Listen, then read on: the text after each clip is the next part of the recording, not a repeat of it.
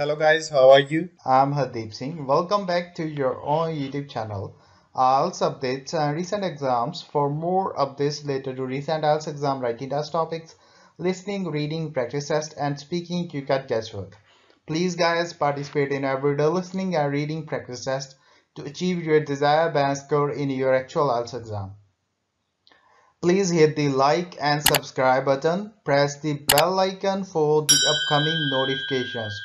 Don't forget like, subscribe and share my YouTube channel and my Facebook page, IELTS updates and recent exams. Part 1. Listen to the news report about a robbery and then complete the notes from the detective's notebook. First, you have some time to look at questions 1 to 6.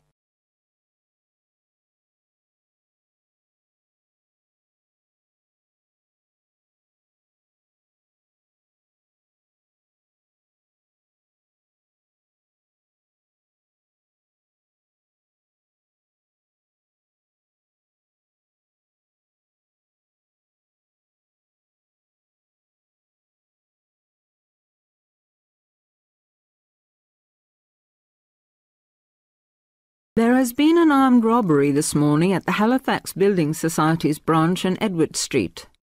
John Briggs is at the scene with Detective Sergeant Henry Lawson.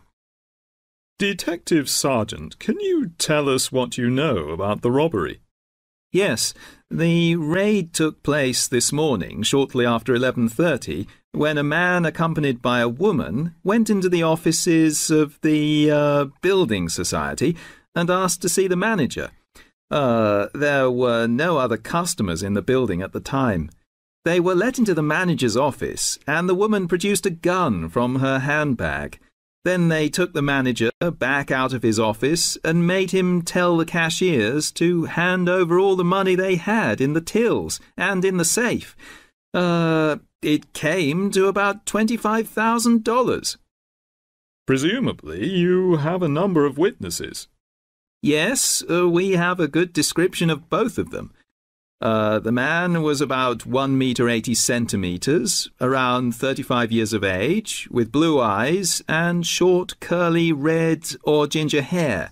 He was wearing jeans, a green sweater, and a 3/4 length blue coat.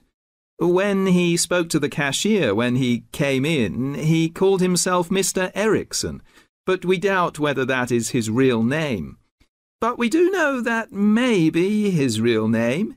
He also spoke with a strong Scottish accent, which may help us to trace him. Before you hear the rest of the conversation, you have some time to look at questions 7 to 10.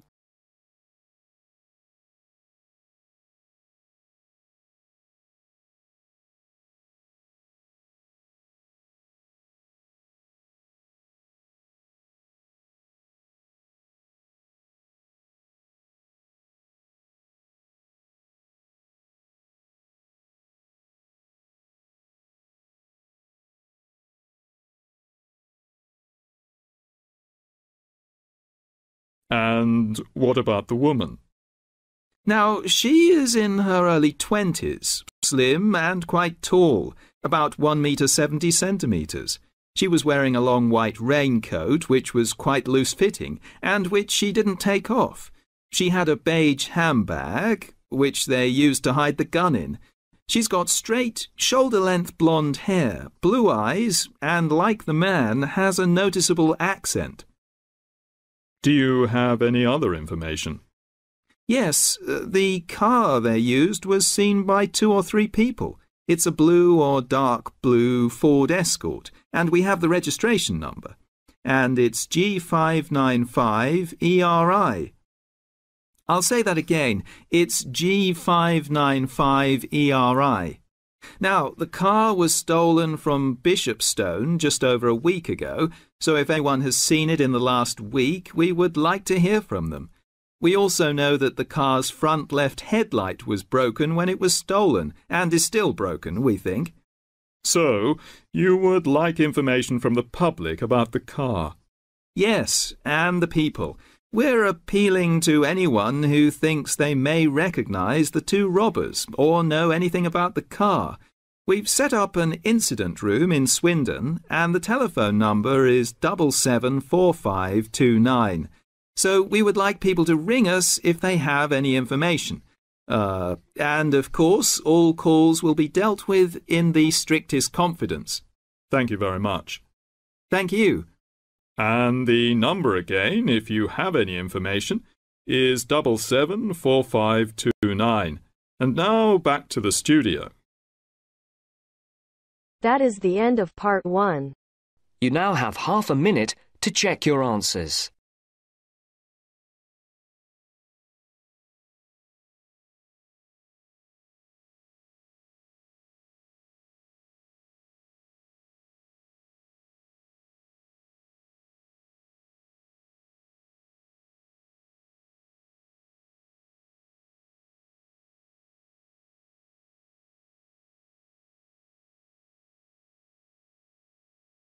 Now turns to part 2.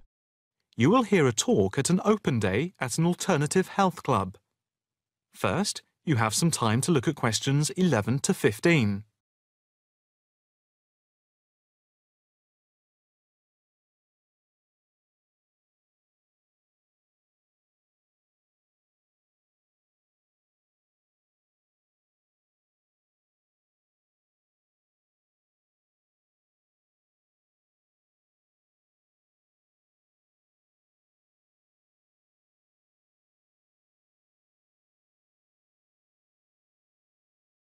Good morning, and welcome to the open day of our new Alternative Health Club here at Chelsea Bridge.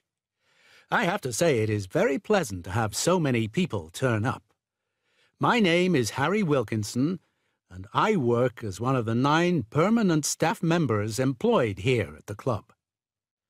The main aim of the open day is to give you a quick tour of the building. But before we do that, I'd like to introduce you to a few people employed at the club. Not all of us are here at the same time. In case you need to contact any of us, our contact details are here on the notice board below the photographs. First of all, this is Sean Bond, who is the technical manager, and his job is to supervise equipment like computers and all the electrical equipment. And this is Margaret Lloyd. Her main function is to oversee training, and she is therefore in charge of all the full and part-time therapists. The next important person I need to introduce you to is James Todd. He is our liaison officer. What he does is manage bookings for the club rooms and equipment, as they are open to different organizations, from the local college to corporate clients like banks and so on. Last but not least is our physiotherapist, Edward Marks, who works part-time Monday, Wednesday, and Friday. Edward plays an important part in the life of the club. His main role is to prevent injuries. Before you hear the rest of the talk, you have some time to look at questions 16 to 20.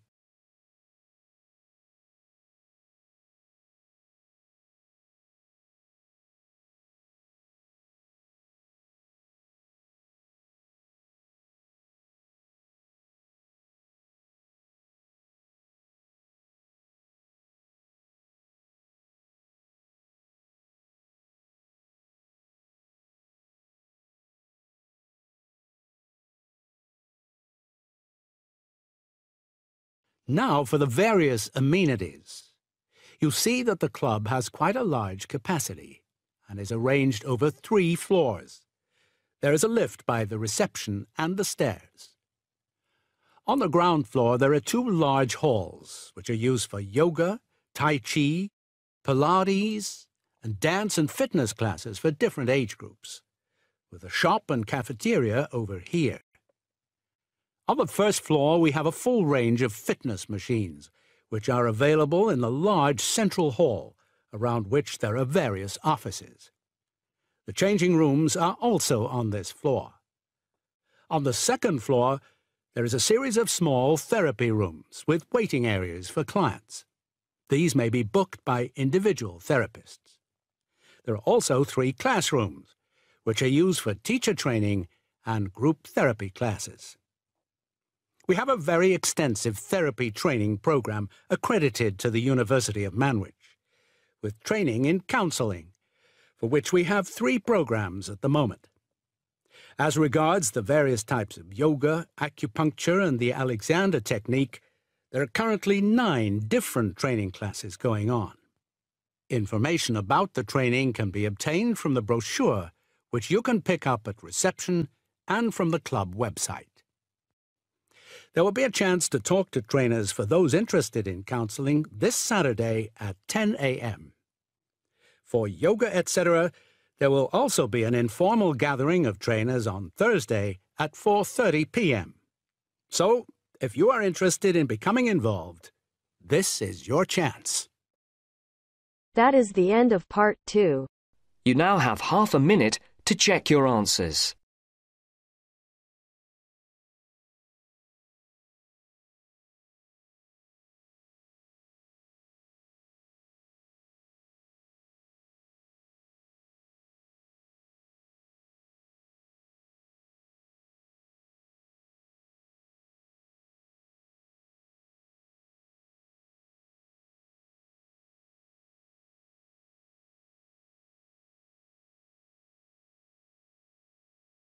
Now turns to part 3.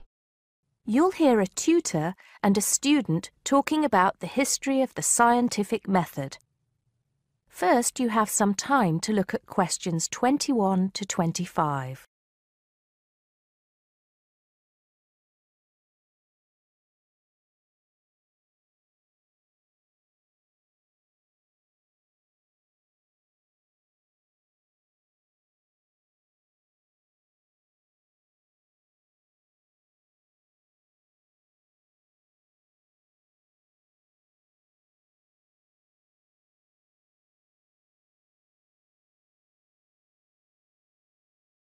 Hello, Simon. Come in. Take a seat. Now, I wanted to talk to you about your assignment. Yes, the one on the scientific method. That's right. I just wanted to see how you were getting on. Well, I think it's fine. I mean, I haven't done a huge amount of work on it because I've been working on other things. But what I've read so far seems fine. How many of the references that I gave you have you managed to get hold of? Not too many, I'm afraid. It seems that everyone else is working on the same things at the same time. And every time I look, the books are checked out from the library. Right. Well, I think that we can go over the main ground together now. That way, even if you don't manage to go through all the references in detail, you'll still have an overview. What has helped you most so far? I've managed to have a look at 3 of them. I thought that Johnson made some good points, but it was hard to follow the line of her argument. Bradman was simple and straightforward, and I felt as if I got a lot out of that. I wish I could say the same for Whittaker. To be honest, I didn't get very far with that. Okay, that's more or less what I'd expect. So tell me, what have you learned so far about the role of the Egyptians and the Babylonians? Yes. Well, there's evidence that the basic components of the scientific method, examination, diagnosis, treatment, and prognosis, were being used in the early 1600s BC, especially in the treatment of certain illness. Good. Yes, that's right. And the point, of course, is that that represented a considerable advance over relatively simple, non-empirical approaches, which usually attributed anything unknown to the actions of the gods, etc. Of course, the Egyptians and Babylonians did this as well, but what we see emerging here is a willingness to base opinion on systematic study of the real world, which is at the root of the scientific method. I see. Right, yes. And then that reappears later. Yes, although don't get carried away with the idea that it was a simple process of development.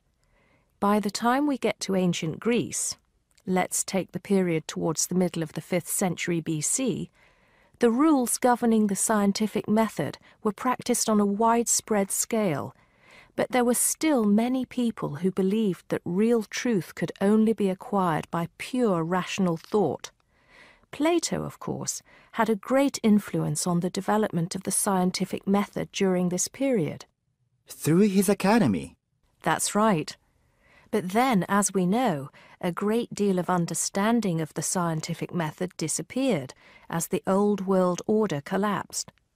It wasn't until the Middle Ages, sometime before the 11th century, that several versions of the scientific method emerged from the medieval Muslim world, all of which stressed the importance of experimentation in science. Right. I think I've got the historical timeline.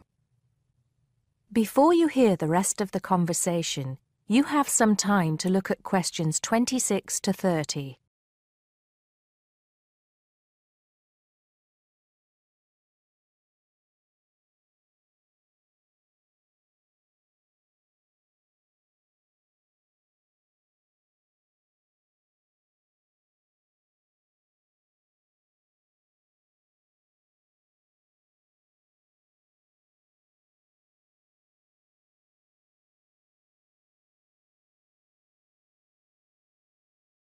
The other thing I'm struggling with slightly is actually pinning down precisely what we mean by the scientific method. I wonder if you could give me some pointers on that. Sure. Well, it's best to think of the scientific method as a series of steps in a process which allows us to find answers to questions about the world around us. So the first step is to identify the problem. What is it that you want to know or explain? And then I think the next step is designing an experiment. But you can't design an experiment unless you know what you want your experiment to tell you. Oh, yes. You need to form a hypothesis to be tested before you design the experiment. So there's a very clear relationship between hypothesis and experiment. Having designed the experiment, then of course you go on to carry out the experiment. The particular procedure you follow, the protocol, will differ from experiment to experiment, but the underlying principle is the same. You analyze the data from the experiment in order to confirm or disprove your hypothesis. Assuming the experiment is accurate. Oh yes. If there's anything unusual about the data, or if the results are at all surprising, then you need to ask yourself whether the experiment could be flawed and whether the data could be unreliable. If the answer is yes, then it may be necessary to modify the experiment and go through the process again. So, once you have reliable, valid results, then the final step is to communicate them. The wider scientific community needs to know about the results, and publication in journals is the accepted way. Okay, I think I've got the basics. It's going to get more complicated as we begin to look at some people who have criticized the scientific method. So you need to make sure that you understand things up to this point.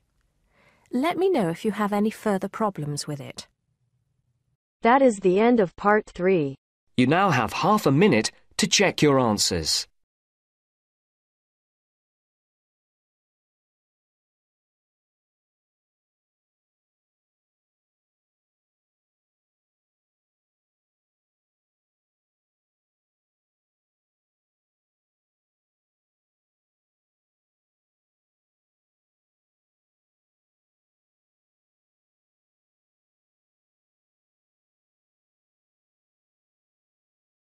Now turns to part 4. First, you have some time to look at questions 31 to 40.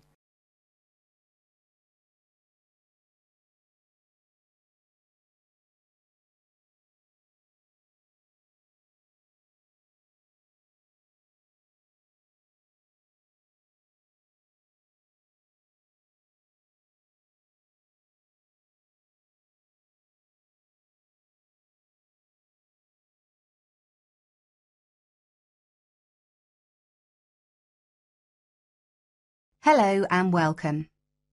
My name's Carolyn Tan. Just as there are a great number of different courses and places to study here, The teaching methods used and the skills you need will vary, depending on the subject you study and the college or university you attend. All courses vary, but most include some of the teaching methods I'm going to talk about today. Generally speaking, in some subjects, you will have timetabled classes for most of the week. In others, you may only have a few hours timetabled and will be expected to work independently for a substantial amount of time. Working independently is crucial at university. I'm going to go over the three main types of teaching method you will have here. These are lectures, seminars, and tutorials. There are other methods that you will come across, like workshops, group work, and practical work, but I'll describe the three main types for now. I'll briefly describe what they are and try to give you some helpful advice in dealing with them. Let's start by looking at lectures. These are large classes, usually lasting around 1 hour, where a lecturer or tutor talks about a subject and the students take notes. On some courses, there can be over 100 students in a lecture. Unfortunately, there is usually little or no opportunity to ask questions during the lecture. Lectures are usually intended to do three things. Firstly, to guide you through the course by explaining the main points of a topic. Secondly, to introduce new topics for further study or debate. And thirdly, to give you the most up-to-date information that may not be included in textbooks. So as you can see, it's essential to go to lectures. Of course, you need to take notes in lectures. Remember, you don't need to write down everything the lecturer says. Try to concentrate on the main points and important details. Most lecturers use stories, examples, and even jokes to illustrate a point. And you shouldn't write these down.